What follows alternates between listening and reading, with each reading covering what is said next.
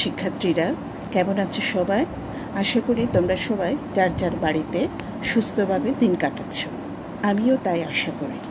তোমাদের জন্য আজকে যে গল্পটি নিয়ে অনলাইন ক্লাসে উপস্থিত হয়েছি, তোমাদের পাঠ্য বইয়ের পাখি গল্পটি। আর এই পাখি গল্পটি লিখেছেন লীলা মজুমদার। আজকের এই পাখি গল্পে সবাইকে শুভেচ্ছা। আমি তন্দ্রা চাকমা, সহকারী শিক্ষক, শারীরিক শিক্ষা, রানী দয়ামু উচ্চ বিদ্যালয়, রাঙ্গামাটি। পাঠ পরিচিতি। পাখি গল্পটি লিখেছেন লীলা মজুমদার। সুপ্রিয় শিক্ষার্থীরা, আজকের তোমরা এই পাঠ শেষে যেটা শিখতে পারবে, লেখকের জন্ম পরিচিতি লিখতেও বলতে পারবে, নতুন শব্দের অর্থ লিখতেও বলতে পারবে, নির্বাচিত গদ্যাংশটুকু শুদ্ধ উচ্চারণে পড়তে পারবে, প্রাণীদের প্রতি মমত্ববোধ জাগিয়ে তুলতে পারবে। তো তোমাদেরকে আমি ছোট্ট করে গল্পটা একটু বলে দিচ্ছি। পাখি গল্পটি লীলা মজুমদারের চিরকালের সেরা গল্প সংকলন থেকে সংগ্রহ করা হয়েছে। গল্পের কিশোরী কুমু অসুস্থ হলে তা নিয়ে দুশ্চিন্তায় পড়ে পরিবার। সহপাঠীরা সবাই উপরের ক্লাসে উঠে যাবে, কুমু নিচের ক্লাসে পড়ে থাকবে। এ নিয়ে কুমুর ভাবনার শেষ নেই। দ্রুত সুস্থতার জন্য কুমু সোনাঝুরিতে দিদিমার দোতলার বাড়ির উপর উন্মুক্ত পরিবেশে এসে একটি অভূতপূর্ব ঘটনার সম্মুখীন হয়। শিকারীর বন্দুকের গুলির আঘাতে একটি বুনো হাঁস আহত হলে কুমু তার জন্য সাহায্যের হাত বাড়িয়ে দেয়। পাখিটিকে সুস্থ করে তোলার জন্য সে ব্যাকুল হয়ে ওঠে। সমবয়সী কিশোর লাটুর সহযোগিতা নিয়ে কুমু পাখিটাকে সব বিপদ থেকে বাঁচাতে এবং দ্রুত সুস্থ হয়ে ওঠার সাহায্য করে। গল্পটির একটি অসাধারণ দিক হচ্ছে পাখিটির সেরে ওঠার প্রতিটি ধাপ থেকে কুমু নিজেও সুস্থ হওয়ার প্রেরণা পায়। পাখিটির প্রতি দুই কিশোর কিশোরীর অকৃত্রিম মমত্ববোধ ও সমবেদনা গল্পটিকে এক অন্য মাত্রায় উন্নীত করেছে।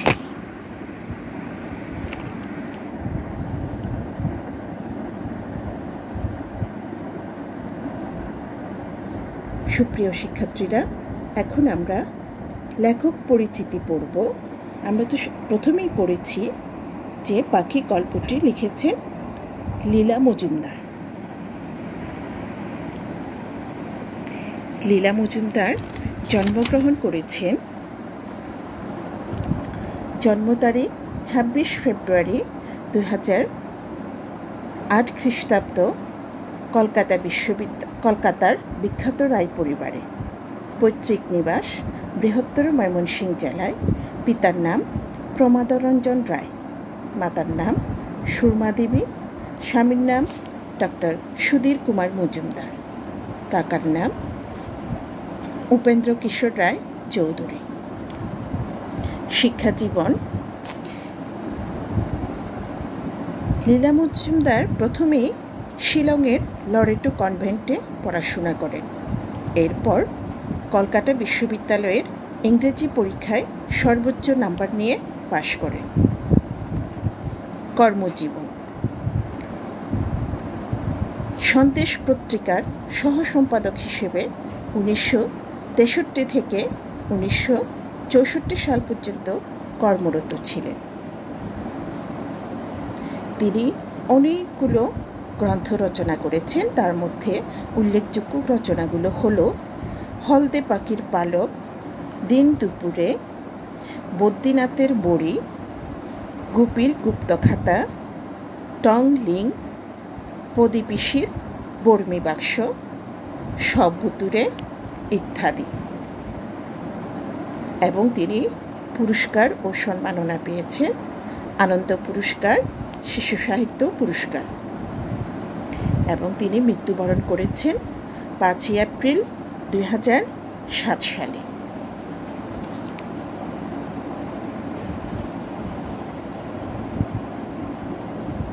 প্রিয় শিক্ষার্থীরা,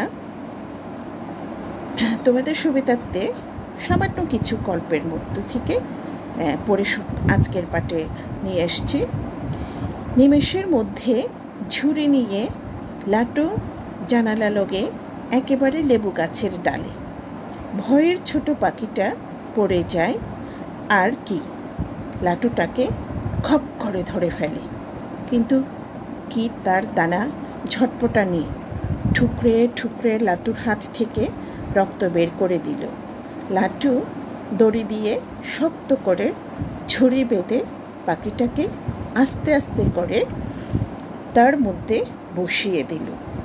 অমনি পাখিটা আধ মরার মতো চোখ বুজে ভালো দানাটার মধ্যে ঠোঁট গুজে দিল।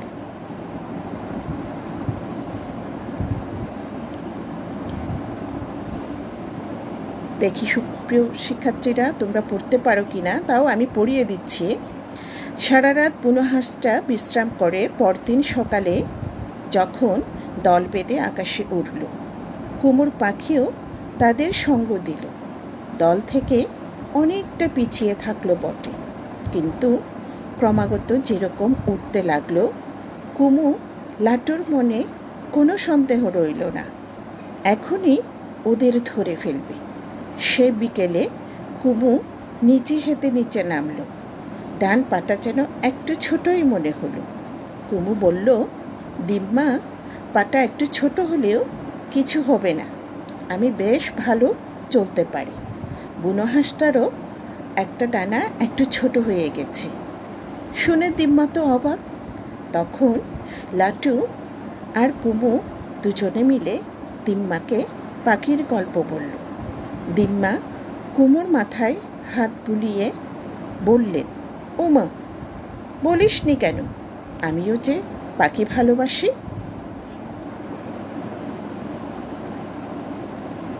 সুপ্রিয় শিক্ষার্থীরা, আমরা এখন নতুন শব্দের অর্থ জানব। বিগত শব্দের অর্থ কি তোমরা নিশ্চয় জেনেছ। আধা হাত পরিমাপ। শোরগোল শব্দের অর্থ কি? চেষ্টা করো বাসায় বসে বসে এগুলো পড়বে এবং মুখস্থ করবে। তাহলে শোরগোল শব্দের অর্থ হচ্ছে চেঁচামেচি। বকটাল শব্দের অর্থ, আমরা ছবিটা দেখেই বুঝতে পারছি যে একটা লাল চিহ্ন দেওয়া আছে, গোল চিহ্ন দেওয়া আছে, ছেলেটা একদম সেই ডালের উপরের ডগায় উঠে গেছে, অর্থাৎ বকতাল শব্দের অর্থ হচ্ছে উপরের ডাল। আছড়ে পাঁচড়ে, তাহলে এই শব্দের অর্থ হচ্ছে অনেক চেষ্টা করে। তাহলে তোমরাও অনেক চেষ্টা করবা। তাহলে সামান্য আমরা একটু পাঠের থেকে একটু বিশ্লেষণ করে নিই। নিমেষের মধ্যে ছুরি নিয়ে লাটু জানালা গলে একেবারে লেবু গাছের ডালে। লাটু দড়ি দিয়ে শক্ত করে ঝুড়ি বেঁধে পাখিটাকে আস্তে আস্তে তার মধ্যে বসিয়ে দিল। রোজ স্কুলে যেত, সন্ধ্যাবেলায় সাঁতার শিখত, দৌড় খেলার জন্য রোজ অভ্যাস করত।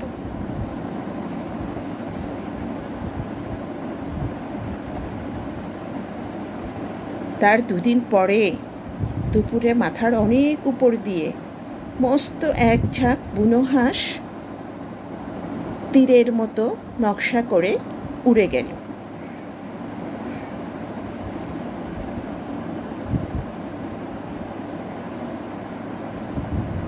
শিক্ষার্থীরা, আমরা একটু যাচাই করে দেখি এই গল্পটা এতক্ষণ পড়ে আমরা কোনো কিছু শিখতে পেরেছি কি না। এখানে দুটো প্রশ্ন রাখা আছে। পাখি গল্পটির উদ্দেশ্য কী?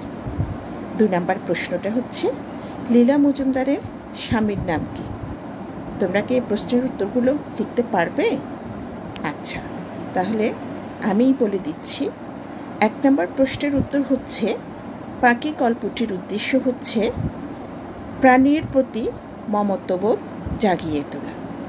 2 নম্বর প্রশ্ন হচ্ছে, লীলা মজুমদারের স্বামীর নাম কি? লীলা মজুমদারের স্বামীর নাম হচ্ছে ডক্টর সুধীর কুমার মজুমদার।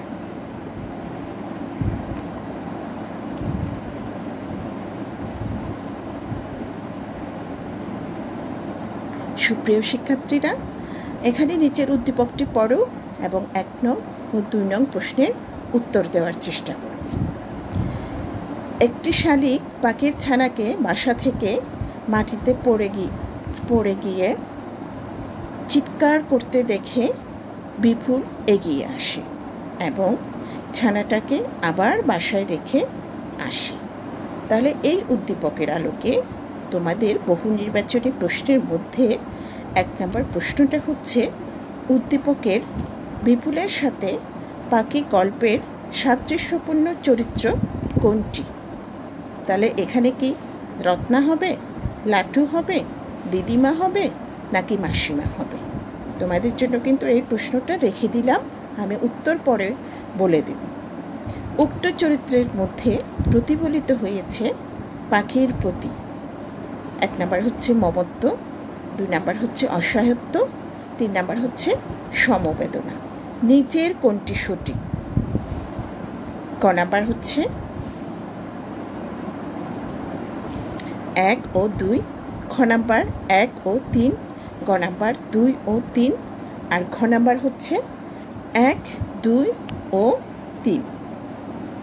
তাহলে উত্তরটা 1 নাম্বারের উত্তর হচ্ছে খ নাম্বার, অর্থাৎ লাঠুর সাথে চরিত্রটি মিলে। এরপরে 2 নাম্বারের উত্তর হচ্ছে খ নাম্বার, অর্থাৎ 1 এবং 3। হ্যাঁ, মমত্ব ও সমবেদনা। আর একটু মূল্যায়ন করে দেখি আজকে আমরা। লীলা মজুমদার প্রথমে কোথায় পড়াশোনা করেন? 2 নাম্বার, দিম্মা কে শুনে অবাক হয়ে গেল? 3 নাম্বার, আহত পাখিটা কোন প্রজাতির পাখি ছিল? 4 নাম্বার, দিম্মা কুমুর মাথায় হাত বুলিয়ে কি বললেন? তাহলে আমরা নিচে উত্তরগুলো দেখতে পাচ্ছি, তোমরা মিলিয়ে নাও। 1 নাম্বার প্রশ্ন হচ্ছে, লীলা মজুমদার প্রথমে কোথায় পড়াশোনা করেন? আমরা প্রথমেই কিন্তু পড়েছিলাম যে শিলংয়ের লরেটো কনভেন্টে। 2 নাম্বার প্রশ্ন, দিম্মা কি শুনে অবাক হয়ে গেল? বুনো হাঁসটার কথা শুনে দিম্মা অবাক হয়ে গেল। 3 নাম্বার প্রশ্নের উত্তর, আহত পাখিটা কোন প্রজাতির পাখি ছিল? তাহলে আমরা নিচে উত্তর দেখতে পাচ্ছি, আহত পাখিটা হাঁস প্রজাতির পাখি ছিল। 4 নাম্বার প্রশ্ন, দিম্মা কুমুর মাথায় হাত বুলিয়ে কি বললেন? দিম্মা কুমুর মাথায় হাত বুলিয়ে বলেছিলেন, আমিও পাখি ভালোবাসি।